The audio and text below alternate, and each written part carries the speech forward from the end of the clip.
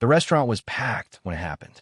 Plates clattered, conversations overlapped, and sunlight spilled through the front windows like it was just another normal afternoon. But for Daniel, the quiet, soft-spoken waiter who never caused trouble, this was the day everything changed. He had just placed a tray of drinks on the corner booth, smiling politely as always, when one of the customers suddenly snapped. "Are you blind?" I said, "No ice. Do you even listen?" The sharpness of her voice cut through the room, and several heads turned. Daniel froze for half a second, his polite smile flickering before he quickly apologized. But that wasn't enough for them. The group, three well-dressed adults who looked like they came for entertainment rather than food, leaned back arrogantly, exchanging smirks. The man among them said loudly, "Unbelievable. A waiter who can't even bring a simple drink right. What kind of place is this?" Daniel bowed his head slightly, trying to stay calm even as other customers whispered. He offered to replace the drink, but before he could finish his sentence, the same man flicked his hand dismissively and said, "Just go. Don't make excuses."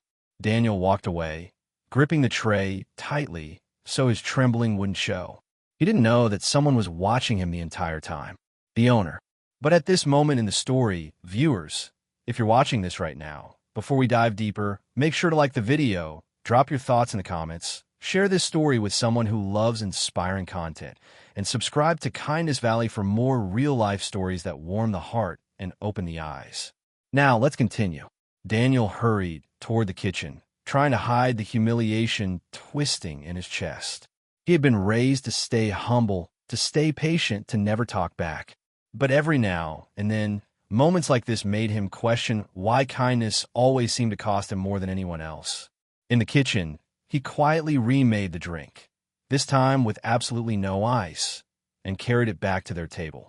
He placed it gently in front of the woman, but she didn't even look at him. Instead, she whispered something to her friends, and they all burst into quiet laughter. Then the woman said, loud enough for him and half the restaurant to hear, "At least he got one thing right." Daniel nodded quickly, forcing himself to walk away. The other customers watched with uneasy expressions. A few looked angry, some looked embarrassed for him, but no one said anything. Except one person, the owner, Mr. Jacobs. From behind the counter, the owner's eyes had been following every movement, every insult, every forced smile Daniel gave. He knew Daniel well. He had hired him 2 years ago when Daniel desperately needed work to support his sick mother. He knew Daniel never complained, never talked back, never disrespected a single customer. And he also knew the difference between a genuine mistake and people who enjoyed breaking others down. The owner walked toward the table calmly, wiping his hands on a cloth. Daniel saw him and felt panic rise in his chest. He didn't want trouble. He didn't want the situation to escalate. He whispered, "Sir, please don't. It's fine." But the owner gently shook his head. "It's not fine," he said quietly. "Not today." He stepped up to the customer's booth, wearing the same polite smile he always did. "Is everything all right here?" he asked. The man leaned back arrogantly. "Actually, no. Your waiter messed up our drinks. Twice." "That's so?" the owner asked, glancing at the drink on the table. "Because from where I was standing, it looked like Daniel served you exactly what you asked for the second time." The woman scoffed, but the owner continued. "And I also noticed the way you spoke to him." His voice remained calm, but there was a firmness that made the entire table stiffen. "In this restaurant, we don't humiliate or insult the people who serve us." The man gave a short laugh, as if the owner were joking. "Are you really taking his side?" "Yes," the owner said simply. "I am." The entire restaurant turned silent. The owner placed the bill on their table. "Your food is on the house," he said, "but I need to ask you all to leave. We don't tolerate disrespect here toward any staff." The group stared in disbelief. The woman sputtered. "You're kicking us out?" "For him. For the way you treated another human being," the owner replied. "Yes." Murmurs spread through the restaurant, and a couple of customers even began clapping softly. The group, red-faced and furious, gathered their things and stormed out without another word. When they were gone, the owner turned to Daniel, who stood frozen, eyes wide, unsure of what to say. "Come with me," the owner said gently. They stepped into the quiet office at the back of the restaurant, the noise of the dining room fading behind them. The owner shut the door softly and turned toward Daniel. "You didn't deserve that," he said. Daniel swallowed hard. "It's part of the job, sir." "No," the owner said. "Serving people is part of the job. Being someone's punching bag is not." Daniel tried to hold himself together, but the words hit him harder than he expected.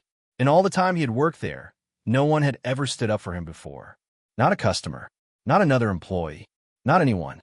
The owner continued, "You're good at what you do. More than good. You treat people with respect, even when they don't deserve it. And that's exactly why I won't let anyone treat you like that again." Daniel took a deep breath. "Thank you, sir." His voice cracked slightly. The owner smiled warmly. "Listen, you matter here. Your work matters. And you're not alone." They returned to the dining area, where several regular customers gave Daniel nods of support. Someone even said, "Good on you, kid." Another added, "They got what they deserved." Daniel felt something he hadn't felt in a long time: appreciation. He continued serving the rest of the shift with a lighter heart, knowing that he wasn't invisible. And as he moved from table to table, the owner's words stayed with him. Respect goes both ways. And sometimes, all it takes is one person who sees your worth to remind you that you deserve better.